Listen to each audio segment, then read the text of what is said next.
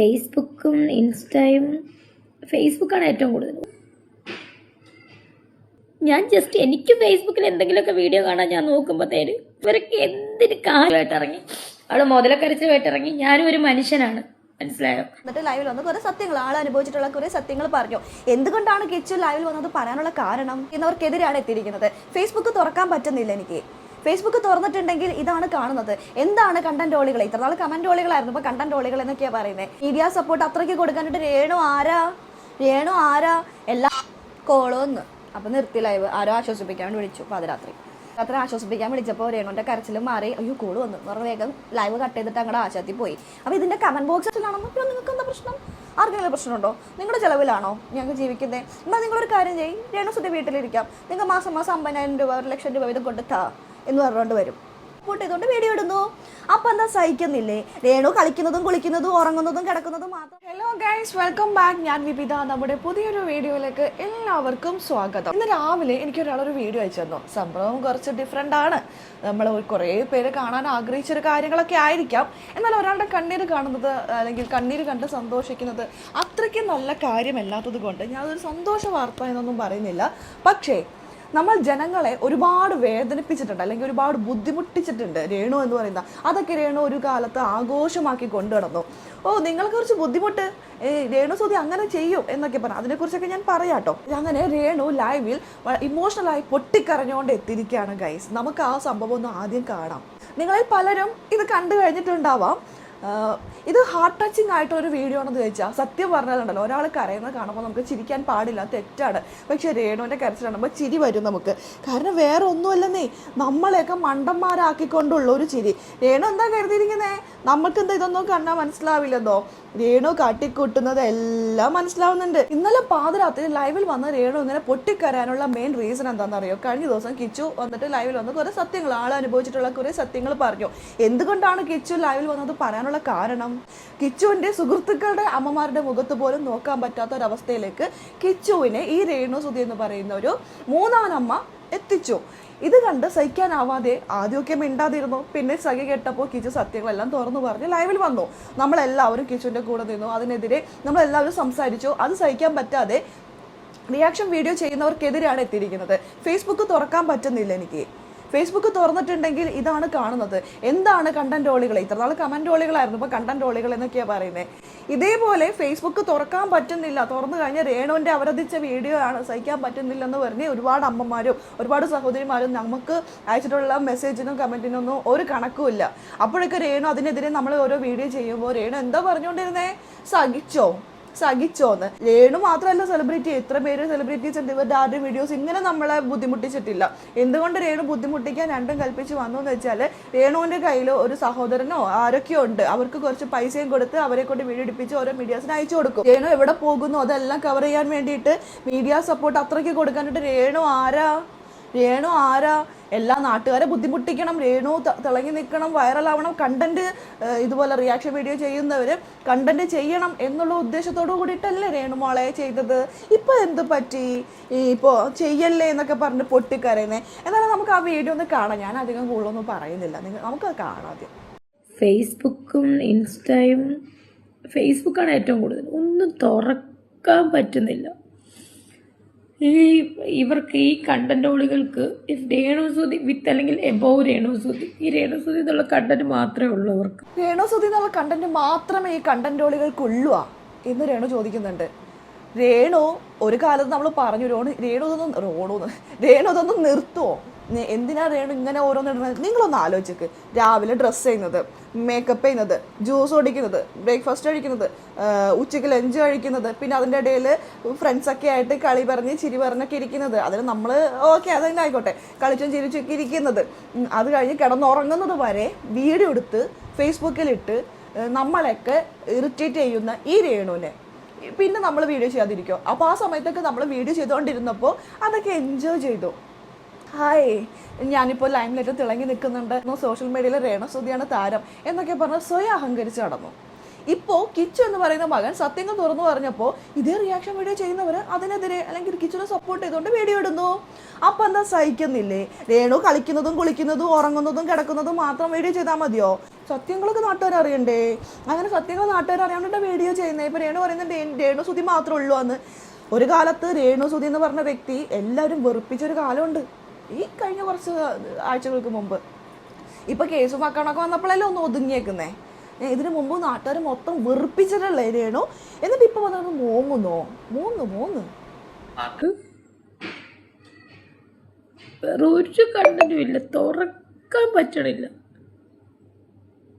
ഇതുപോലെ നമ്മളും പറഞ്ഞിട്ടില്ലേ, ഫേസ്ബുക്ക് തുറക്കാൻ പറ്റുന്നില്ല. തുറന്നു കഴിഞ്ഞാൽ ഇതാണ്. പിന്നെ രേണുവിനെ കുറിച്ച് എന്തെങ്കിലും വീഡിയോ ഇട്ടിട്ടുണ്ടെങ്കിലോ പച്ചത്തേറി നമ്മളെ കുറേ രേണു ഫാൻസ് ഉണ്ട്. ഈ സബ്സ്ക്രൈബ് ചെയ്ത് കയറിയിട്ടുള്ള കുറച്ച് പേരുണ്ടല്ലോ, അവരൊക്കെ തന്നെ ആയിരിക്കും അല്ലേ. എന്നെ ബാധിക്കുന്ന കാര്യമല്ലെങ്കിൽ പോലും ചിലതൊക്കെ എന്നെ ബാധിക്കും. കാരണം ഞാൻ എന്തെങ്കിലും ഉറച്ചു നിൽക്ക്, ബാധിക്കൂലേ? എന്നെ ബാധിക്കില്ലെങ്കിൽ പോലും ചിലതൊക്കെ എന്നെ ബാധിക്കും.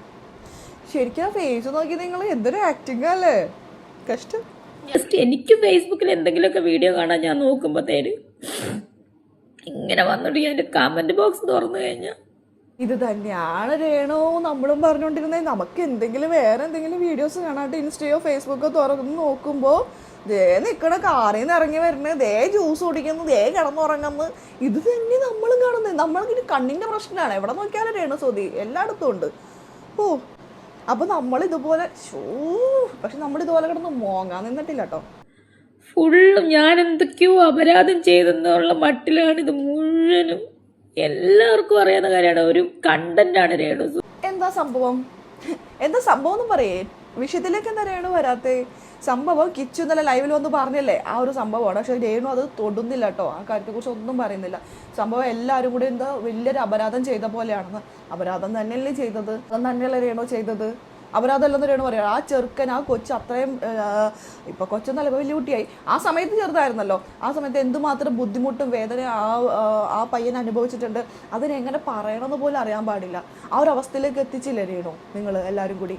ആ കുട്ടിയെ അങ്ങനെ ഒരു അവസ്ഥയിലേക്ക് എത്തിച്ചത് ആരാണ്? രേണു അല്ലേ? എന്നിട്ട് കിടന്നപ്പോൾ മോങ്ങുന്നോ? ഒരു കൊച്ചിന്റെ എത്ര പേരുടെ ലൈഫാണ് ഇങ്ങനെ കൊണ്ടുപോയി നശിപ്പിച്ചിരിക്കുന്നത്. ഇവരൊക്കെ എന്തിന് കാശ് കിട്ടുന്നുണ്ടായിരിക്കും അവർക്ക് മാസം. പക്ഷെ ഇതിപ്പോ ആഘോഷിക്കാൻ ഈ ഒരു വീഡിയോ ഞാൻ ഇട്ട് കഴിഞ്ഞാൽ തീർച്ചയായിട്ടും ക്യാഷ് കിട്ടുന്നുണ്ട്. നമ്മളിവിടെ വീഡിയോ ഇടുന്നത് നമ്മുടെ ഹാർഡ് വർക്കാണ്. ഒരു കണ്ടന്റ് കിട്ടിക്കഴിഞ്ഞാൽ അത് എങ്ങനെ പ്രസന്റ് ചെയ്യണം എന്നുള്ളത് ഓരോരുത്തരുടെയും കഴിവനുസരിച്ച് അവർക്ക് വ്യൂ കിട്ടുന്നു, അതിനനുസരിച്ച് ക്യാഷും കിട്ടുന്നു.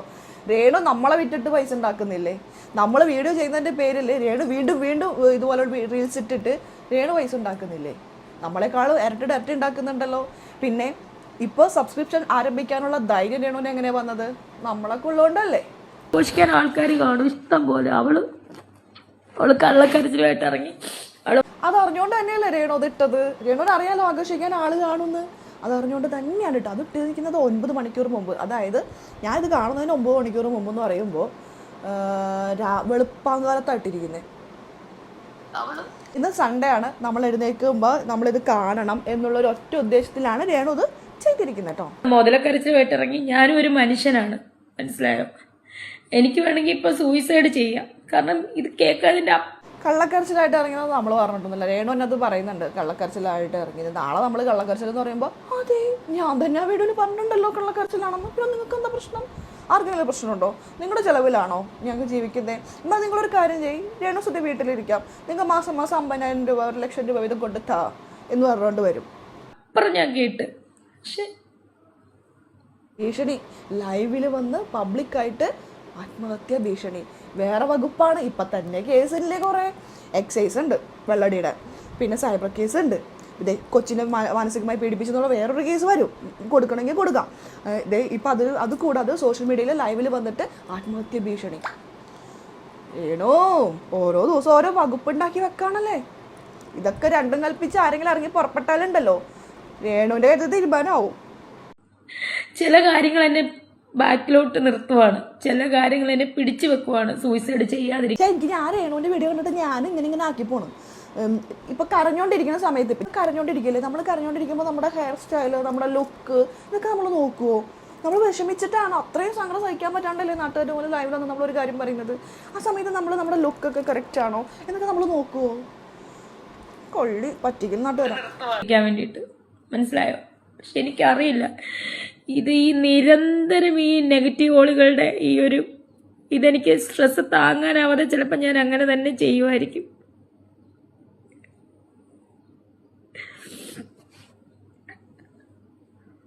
ഒരിക്കലും ചെയ്യില്ല, ഒരിക്കലും ചെയ്യില്ല. ഒന്നാമത്തെ കാര്യം ഇങ്ങനെ പറഞ്ഞുകൊണ്ട് നടക്കുന്നവർ ചെയ്യില്ല. രണ്ടാമത്തെ കാര്യം എങ്ങനെയും ജീവിക്കാം എന്ന് കരുതിക്കൊണ്ടാണല്ലോ രേണു ഈ പറയുന്ന പോലെ സബ്സ്ക്രിപ്ഷനിലും ഇങ്ങനെ ഡ്രസ്സ് അങ്ങനത്തെ വീഡിയോസ് നിങ്ങൾ ഇടുന്നത്, നിങ്ങളുടെ സോഷ്യൽ മീഡിയയിൽ ഇടുന്നത്, പുറത്തിടുന്നത്, നിങ്ങൾ ആൽബത്തിൽ ഇല്ലാത്ത സീനുകൾ നിങ്ങൾ ഷൂട്ട് ചെയ്ത് നാട്ടുകാരിലേക്ക് എത്തിക്കുന്നത് നിങ്ങൾക്ക് എങ്ങനെ വേണമെങ്കിലും ജീവിച്ച് പൈസ ഉണ്ടാക്കാം എന്നുള്ളൊരു ഉദ്ദേശത്തോട് കൂടിയിട്ടായിരിക്കാം. എനിക്ക് അറിയില്ല, രേണു ഇങ്ങനെ ചെയ്യുന്നതുകൊണ്ട് പറഞ്ഞു പോകുന്നതാണ് കേട്ടോ. അപ്പോൾ അങ്ങനെയുള്ള രേണു ഒരിക്കലും അങ്ങനെ ഒരു പ്രവർത്തിക്ക് നിൽക്കില്ലെന്ന് നമുക്കറിയാം.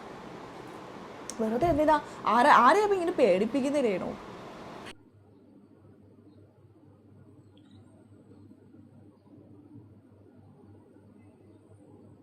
പോരട്ടെ നിങ്ങൾ എന്തറിഞ്ഞിട്ടാണ് ഈ പരത്തെറി വിളിക്കുന്നത് എനിക്കറിയത്തില്ല. കോളോന്ന് അപ്പൊ നിർത്തി ലൈവ്. ആരോ ആശ്വസിപ്പിക്കാൻ വേണ്ടി വിളിച്ചു പാതിരാത്രി. ആരോ പാതിരാത്രി ആശ്വസിപ്പിക്കാൻ വിളിച്ചപ്പോൾ രേണുവിൻ്റെ കരച്ചിലും മാറി. അയ്യോ കോള് വന്നു എന്ന് പറഞ്ഞ് വേഗം ലൈവ് കട്ട് ചെയ്തിട്ട് അങ്ങോട്ട് ആശാത്തിൽ പോയി. അപ്പോൾ ഇതിൻ്റെ കമൻറ്റ് ബോക്സ് എന്തൊക്കെയായിരിക്കും എന്ന് അറിയാൻ വേണ്ടി ഞാൻ കമൻറ്റ് ബോക്സ് ഒന്ന് കയറി നോക്കാമെന്ന് വിചാരിച്ചു. കമൻറ്റ് ഓഫ് ചെയ്തിട്ടേക്കുക. അപ്പോൾ അറിയാം കാണിച്ചു കൂട്ടുന്നതൊക്കെ എന്താണെന്നുള്ളതും കമൻറ്റ്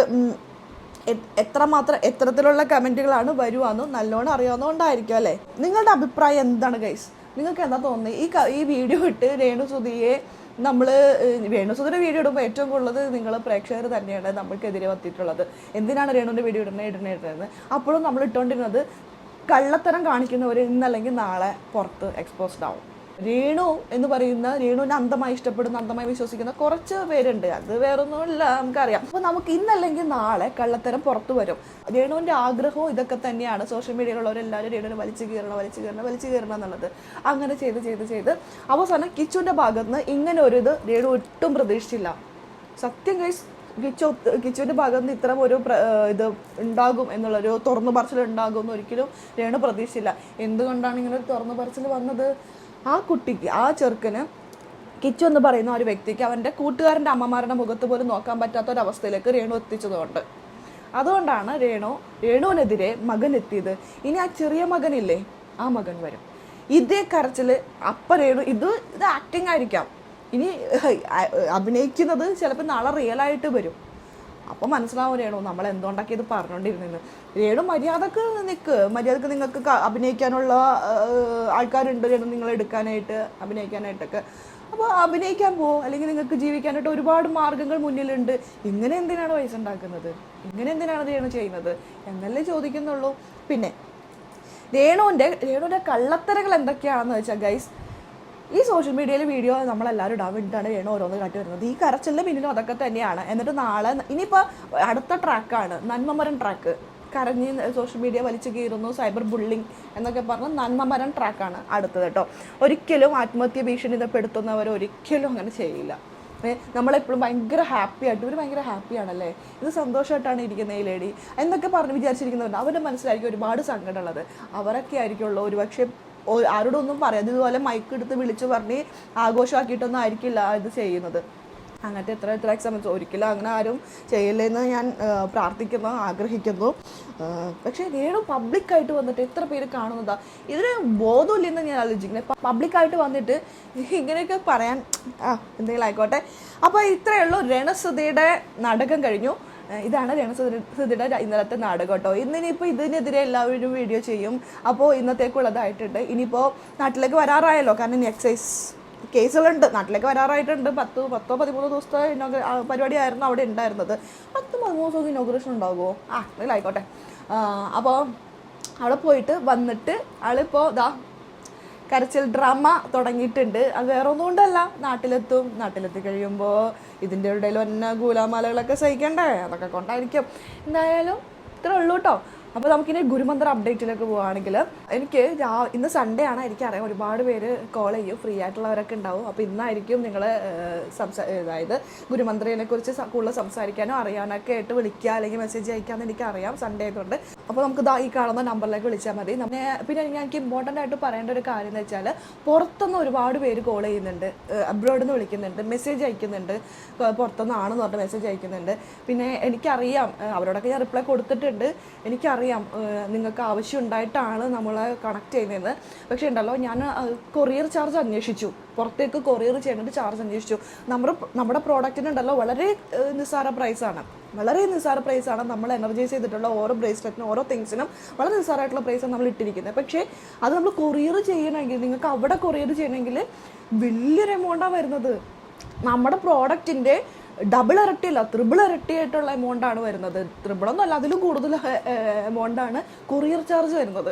അപ്പോൾ അത് എനിക്ക് മുതലാവില്ല. നിങ്ങൾക്ക് ഓക്കെ ആണെങ്കിൽ ഞാൻ കൊറിയർ ചെയ്ത് തരാം. ഞാനിപ്പോൾ ഓൾ ഓവർ ഇന്ത്യ നമ്മൾ ഷിപ്പിംഗ് ഒക്കെ ഫ്രീ ആയിട്ടാണ് കൊടുക്കുന്നത്. അപ്പോൾ അത് ചെറിയൊരു എമൗണ്ടാണ്, 30 രൂപ 40 രൂപ, ആ ചെറിയൊരു എമൗണ്ടൊക്കെ എനിക്ക് കൊടുക്കാൻ പറ്റും. അതുകൊണ്ടാണ് ഷിപ്പിംഗ് ഒക്കെ ഞാൻ ഫ്രീ ആയിട്ട് കൊടുക്കുന്നത്. ചെറിയൊരു എമൗണ്ട് അല്ലേ. അപ്പോൾ ക്യാഷ് ഓൺ ഡെലിവറി വരുന്നവർക്ക് മാത്രമാണ് അവരൊരു കമ്മീഷനായിട്ട് പോകുന്നത്. അല്ലാണ്ടുള്ളവർക്കൊക്കെ ഞാൻ എടുത്തോളാം. 40 രൂപയൊക്കെ കൊറിയർ ചാർജ് എനിക്ക് പ്രശ്നമില്ല. പക്ഷേ ഇത് പുറത്തേക്ക് പോകുമ്പോൾ വലിയ ഭീമമായ എമൗണ്ടാണ് കൊറിയർ ചാർജ് ആയിട്ട് വരുന്നത്. അപ്പോൾ നിങ്ങൾക്ക് പുറത്തുള്ളവരൊക്കെ എന്നോട് ചോദിക്കുന്നുണ്ട്, വിപിത എന്തായി അന്വേഷിച്ചോന്ന്. ഞാൻ അന്വേഷിച്ചു. അപ്പോൾ നിങ്ങൾക്കത് ബുദ്ധിമുട്ടില്ല എന്നുണ്ടെങ്കിൽ, ആ കൊറിയർ ചാർജ് കൂടി എടുക്കാൻ ബുദ്ധിമുട്ടില്ലെങ്കിൽ ഞാൻ അയച്ചു തരാം. ഇല്ലയെന്നുണ്ടെങ്കിൽ നമുക്കൊരു കാര്യം ചെയ്യാം. നിങ്ങൾക്ക് എന്താണോ വേണ്ടത്, നിങ്ങളുടെ പ്രോഡക്റ്റ്സ് ഉണ്ടല്ലോ, നിങ്ങൾ അവിടെ യൂസ് ചെയ്യുന്നത്, നിങ്ങളുടെ ജോബിൻ്റെ ആണെങ്കിൽ ജോബിൻ്റെ ഓഫീസോ അല്ലെങ്കിൽ നിങ്ങളുടെ ലാപ്ടോപ്പോ അല്ലെങ്കിൽ മൊബൈൽ വർക്ക് പലതും ഉണ്ടാവുമല്ലോ. നിങ്ങൾ വർക്ക് ചെയ്യുന്ന ജോലിക്ക് വേണ്ടിയിട്ടുള്ളതാണെങ്കിലോ അല്ലെങ്കിൽ പഠിക്കുന്ന കുട്ടികൾക്ക് വേണ്ടിയിട്ടാണെങ്കിൽ അവരുടെ ബുക്കോ പേനയോ അവർ സ്റ്റഡി റൂമോ അതൊക്കെ നമുക്ക് എനർജൈസ് ചെയ്യാം. എന്തും. പിന്നെ അവിടെ വർക്ക് ചെയ്യുന്ന ലേഡീസ് ആണെങ്കിൽ, വർക്ക് ചെയ്യുന്നല്ല, അവിടെ നിൽക്കുന്ന ലേഡീസ് ആണെങ്കിൽ അവർക്ക് വേണ്ട അവർ യൂസ് ചെയ്യുന്ന കാര്യങ്ങൾ അത് നമുക്ക് ഇവിടെ നിന്ന് എനർജൈസ് ചെയ്ത് തരാം. നിങ്ങളൊന്ന് ആലോചിച്ചിട്ട് എന്നോട് പറയൂ, നമുക്ക് മെസ്സേജ് അയക്കാം. കാരണം കൊറിയർ അയക്കണമെങ്കിൽ കൊറിയർ ചാർജ് ഭീമമായ ഒരു എമൗണ്ടാണ്. നമ്മുടെ പ്രോഡക്റ്റിന് വളരെ നിസ്സാര എമൗണ്ടാണുള്ളത്. എനർജൈസ് ചെയ്ത് റേക്ക് എനർജൈസിങ് ഒക്കെ ഫ്രീ ആണ്. കാരണം ഷിപ്പിംഗ് എല്ലാം നമ്മൾ ഫ്രീ ആയിട്ടാണ് കൊടുക്കുന്നത്. പ്രോഡക്റ്റിന് ഭയങ്കര റേറ്റ് കുറവാണ്. അപ്പോൾ അത് നമ്മൾ അവിടെ അയക്കുമ്പോൾ ഭയങ്കര വലിയ എമൗണ്ടാണ് വരുന്നത്. അപ്പോൾ അത് നിങ്ങൾക്ക് അഫോർഡ് ചെയ്യാൻ പറ്റുന്നുണ്ടെങ്കിൽ ഞാൻ അയച്ചു തരാം, എനിക്ക് കുഴപ്പമൊന്നുമില്ല. ഞാനതൊക്കെ അന്വേഷിച്ചു കേട്ടോ.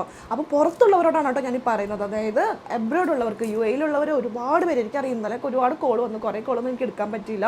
അപ്പോൾ നമുക്ക് ഇന്ന് സൺഡേ ആണ്, ഫ്രീ ആണ്, നമുക്ക് സംസാരിക്കാം. അപ്പോൾ ഞാനിപ്പോൾ പറഞ്ഞു വരുന്നത്, നിങ്ങൾക്ക് എന്തെങ്കിലും വേണമെന്നുണ്ടെങ്കിൽ ബ്രേസ്ലെറ്റ് ആയിട്ട് തന്നെ ധരിക്കണം എന്നില്ല. നിങ്ങളുടെ ഇപ്പോൾ അവിടെ ഉള്ള തിങ്സ് ആണെങ്കിലും അതും നമ്മൾ ഇവിടെ നിന്ന് എനർജൈസ് ചെയ്ത് തരാം. അതിന് വേണ്ടിയിട്ട് നമുക്ക് അങ്ങനെ ഒരു ഓപ്ഷൻ നോക്കാം. ഞാനിപ്പോൾ ആലോചിച്ചു നിങ്ങൾക്ക് വേണ്ടിയിട്ട് എന്ത് ചെയ്തു തരാൻ പറ്റുക എന്നിങ്ങനെ ആലോചിച്ചു. കൊറിയർ ചാർജ് ഇത്രയും വരുന്നുണ്ട്, അപ്പോൾ വേറെ അടുത്ത ഓപ്ഷൻ എന്താണെന്ന് ഇങ്ങനെ ആലോചിച്ചപ്പോൾ എനിക്ക് തോന്നിയൊരു കാര്യം ഇതാണ്. പിന്നെ നമ്മുടെ ഫ്രണ്ട്സ് ആരെങ്കിലും നിങ്ങളുടെ നാട്ടിലേക്ക് വരുന്നുണ്ടെങ്കിൽ ഞാൻ ചെയ്തിട്ട് കൊടുത്തു വിടാം. ഞാൻ കൊണ്ടുപോയി കൊടുത്തോളാം അവരുടെ കയ്യിൽ, അതൊന്നും പ്രശ്നമില്ല. അടുത്തൊക്കെ ആണെങ്കിൽ, ദൂരെയാണെങ്കിൽ പറ്റില്ല കേട്ടോ, അടുത്തൊക്കെ ആണെങ്കിൽ ഞാൻ കൊണ്ടുപോയി കൊടുക്കാം. എന്നിട്ട് എനർജൈസ് ചെയ്തിട്ട് അങ്ങനെ എന്തെങ്കിലും ചെയ്യാം. അതല്ലാന്നുണ്ടെങ്കിൽ നമുക്ക് നിങ്ങൾ എന്നെ കോൺടാക്ട് ചെയ്താൽ മതി. മെസ്സേജിൽ കാണുന്ന നമ്പറിൽ വാട്സപ്പ് ചെയ്താൽ മതി, അല്ലെങ്കിൽ വിളിച്ചോളൂ. വിളിക്കുന്നവരൊക്കെ താല്പര്യമുള്ളവർക്ക് വിളിച്ചോളൂ. എന്നിട്ട് നമുക്കത് എനർജൈസ് അവിടെ നമുക്ക് സംസാരിച്ചിട്ട് എനർജൈസ് ചെയ്യണമെങ്കിൽ എനർജൈസ് ചെയ്യുമോ. പഠിക്കുന്ന കുട്ടികളാണെങ്കിൽ അവരുടെ ബുക്കോ പേനയോ പെൻസിലോ ബോക്സോ അല്ലെങ്കിൽ ബാഗോ അത് എന്താണെങ്കിൽ നമുക്ക് എനർജൈസ് ചെയ്യാം. എഡ്യൂക്കേഷൻ ബ്രേസ്ലെറ്റ് ധരിക്കുന്ന പോലെ തന്നെ ഗുണമുണ്ടാകും. അതേപോലെ തന്നെ മറ്റേ നമ്മുടെ ദേഹത്ത് ധരിക്കുന്നു, ഇത് നിങ്ങളെ ചെയ്യുന്നു, നിങ്ങളുടെ ഓറെ ചെയ്യുന്നു. അതാണ് ഡിഫറൻസ് ഉള്ളത്. പിന്നെ വർക്ക് ചെയ്യുന്നവരാണെങ്കിലും അതനുസരിച്ച് നമുക്ക് ചെയ്യാം കേട്ടോ. അപ്പോൾ ഈ ഒരു അപ്ഡേറ്റ് എനിക്ക് പറയണം തോന്നി. കാരണം രാവിലെ മുതൽ തന്നെ എനിക്ക് കുറേ ഇങ്ങനെ കോൾസ് വരുന്നുണ്ട്, പുറത്തുള്ളവരുടെ മെസ്സേജ് വരുന്നുണ്ട്. ഞാൻ കാണാത്തതൊന്നുമല്ല, എനിക്ക് നിങ്ങൾക്ക് തരാനൊരു മറുപടി ഇല്ലാത്തതുകൊണ്ടാണ്. ഇപ്പം ഞാൻ അന്വേഷിച്ചപ്പോൾ എനിക്ക് തോന്നിയത് ഇതാണ്. അപ്പോൾ എന്താണെന്നുള്ളത് ആലോചിച്ചിട്ട് നമുക്ക് മുന്നോട്ട് ചെയ്യാം. വേറൊരു കാര്യം കൂടി പറഞ്ഞോട്ടെ, എഡ്യൂക്കേഷൻ ബ്രേസ്ലെറ്റും ആംഗ്ലെറ്റും നമുക്ക് മറ്റന്നാളെ ഡിസ്പാച്ച് ആവുള്ളൂ കേട്ടോ. ഡിസ്പാച്ച് ആയിട്ടുണ്ടെങ്കിൽ ഞാൻ പറയാം. ഡിസ്പാച്ചിങ്ങിന് പെൻഡിങ് ഉള്ളത് രണ്ട് പ്രോഡക്റ്റുകളാണ്. ഒന്ന് എഡ്യൂക്കേഷൻ ബ്രേസ്ലെറ്റും മറ്റൊന്ന് ആംഗ്ലെറ്റും. അത് നമ്മൾ ഡിസ്പാച്ച് ചെയ്യുന്നത് ചൊവ്വാഴ്ച ആയിരിക്കും കേട്ടോ. അപ്പോൾ ഞാനത് ചെയ്ത് കഴിയുമ്പോൾ ഇൻഡിവിജ്വലി നിങ്ങളെ അറിയിക്കാം. അപ്പോൾ ഇത്രയേ ഉള്ളൂ കേട്ടോ നമ്മുടെ ഇന്നത്തെ ഒരു വീഡിയോ. ഇനി അടുത്തൊരു വീഡിയോ ആയിട്ട് ഞാൻ വരാം. അതുവരെയൊക്കെ എല്ലാവർക്കും